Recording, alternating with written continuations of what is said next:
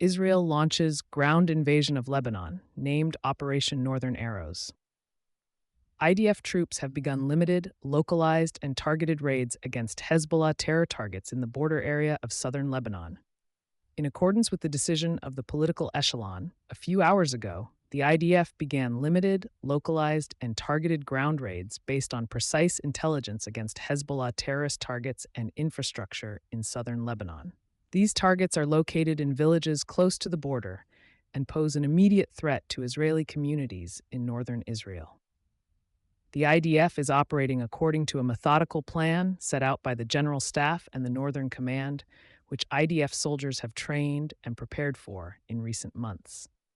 The Israeli Air Force and IDF artillery are supporting the ground forces with precise strikes on military targets in the area.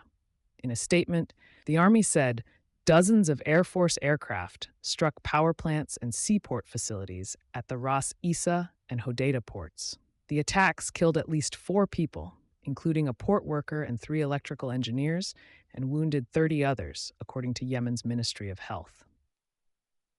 Meanwhile, on Monday, Israel has expanded its strikes in Lebanon to include targeted attacks on central Beirut, which is a first since the 2006 war. The apparent targets included 3 senior figures in the Popular Front for the Liberation of Palestine, PFLP.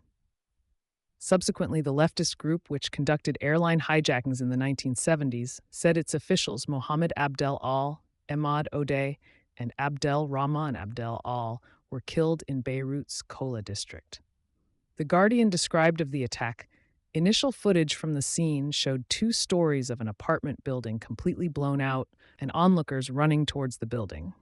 2 bodies could be seen lying on the street on top of a car outside the building, seemingly ejected by the force of the blast.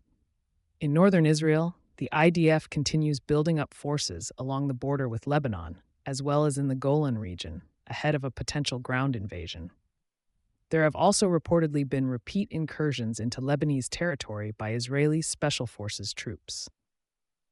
Hezbollah has continued sporadic missile fire into northern Israel over the past days as well, but the big expected retaliation for Nasrallah's killing has yet to come on any large scale. Netanyahu on Monday issued a new warning. There is nowhere in the Middle East Israel cannot reach. There is nowhere we will not go to protect our people and protect our country, he said, describing that Israel is in a war for our very existence.